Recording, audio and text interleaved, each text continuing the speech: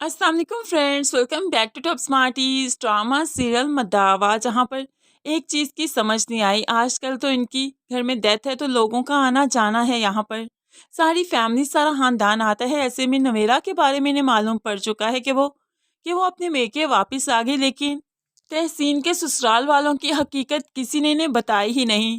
ایسے کیسے ہو سکتا ہے؟ خیر، یہاں پر جو انہیں حقیقت نہیں معلوم، تو تحسین کی ہونے والی ساس چاہتی ہے کہ جلد از جلد یہ شادی ہو جائے، ورنہ ایسا نہ ہو کہ خاندان کے لوگ جو ان کی طرف آج کل آتے جاتے رہتے ہیں، کوئی نہ کوئی انہیں حقیقت بتا دے۔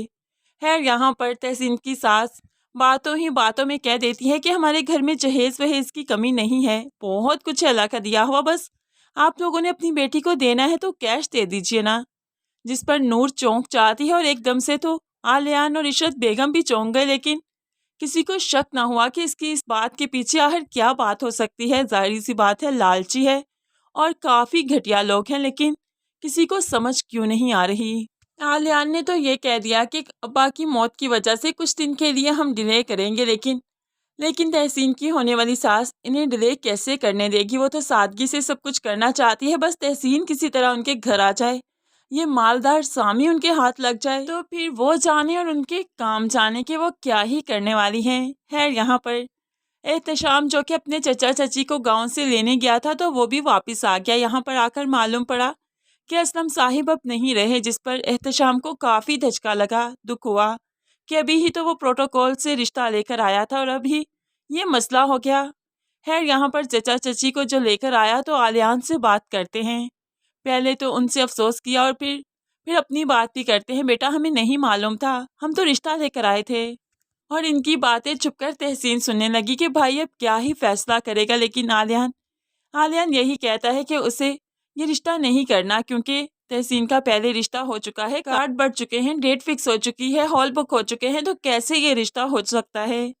ایسے میں احتشام مایوس ہی واپس لوٹتا ہے، لیکن نور کو کچھ کھٹکا سا ہے، نور کو اچھا نہیں لگ رہا۔ حالانکہ دونوں رشتے ہیں تو نور اس میں احتشام کو فوقیت دے رہی ہے۔ وہ آج بھی وہ آلیان سے احتشام کے حق میں ہی بات کرتی ہے۔ آپ کا دوست ہے، دیکھا بھالا ہے، آپ بہت اچھے سے جانتے ہیں اسے۔ تو آلیان کہنے لگا، اور دوسری ہماری برادری ہے، برادری سے باہر ہم شادی نہیں کر سکتے۔ نور، تمہیں کیوں سمجھ نہیں آتی؟ تم بھی تو اسی برادری کی ہو نا، تمہیں یہ بات کیسے کہہ سکتی ہو؟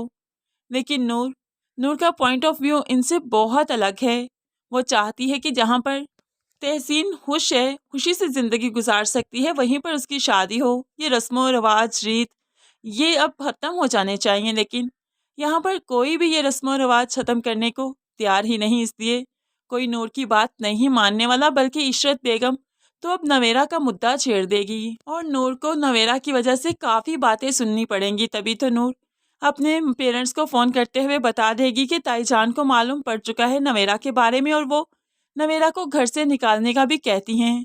تو ایسے میں عائشہ اور اعجاز اب عشرت بیگم سے ملنے آتے ہیں، تو عشرت بیگم یہی کہتی ہے کہ نویرا کو رکھ کر آپ لوگوں نے ہمارے منہ پر تماچا مارا، ہماری عزت کو اچھال کر گئی تھی اور آپ نے اسے پھر سے سینے سے لگا لیا۔ عشرت بیگم نے حکمن کہہ دیا کہ وہ نور کو بالکل میکے نہیں آنے دیں گی جب تک وہاں پر نویرا ہوگی۔ نویرا کو اعجاز صاحب کو گھر سے نکالنا ہی پڑے گا۔ اب اعجاز صاحب تو کافی غصے میں ہے نویرا کی وجہ سے کہ وہ گھر سے نکال ہی دیں، لیکن عائشہ کا دل تڑپ سا گیا کہ وہ کیسے بیٹی کو نکال دے، کھلے آسمان کے تلے چھوڑ دے، اور پھر اس کے پاس کوئی ٹھکانہ بھی نہیں۔ اعجاز اور عائشہ جب گھر آئے تو عشرت کا پیغام سب کو سنایا۔ اسفند اور انیلا کو بھی کافی غصہ ہے نویرا کے یہاں پر رہنے پر، اس لیے وہ بھی چاہتے ہیں کہ نویرا کا کوئی بندوبست کر دیا جائے، نویرا کو اس گھر سے نکال دیا جائے تاکہ نور آزادانہ طور پر یہاں پر آ جا سکے۔ بھلا نور کا کیا قصور؟ وہ ہمیشہ کیوں سفر کرتی ہے؟ نویرا ان کی باتیں سن رہی تھی اور کانپ سی جاتی ہے کہ آخر وہ کہاں جائے گی، کیا کرے گی۔ تو ایسے میں اس نے ٹھان لیا کہ اپنے باپ سے معافی مانگے گی۔ وہ موقع دیکھتے ہی جب باپ اکیلا اسٹڈی روم میں بیٹھا اسٹڈی کر رہا تھا تو باپ کے پاس چلی گئی اور رو رو کر معافی مانگنے لگی۔ ایک بار معاف کر دیجئے، آپ کی ناراضگی برداشت نہیں کر پا رہی، آپ کی بے روحی نہیں سہی جا رہی۔ ایسے میں نویرا نے ہاتھ بھی جوڑ دیے، لیکن باپ نویرا کی طرف دیکھتا بھی نہیں، کیونکہ ایک طرف نویرا اور دوسری طرف نور کی خوشیاں ہیں۔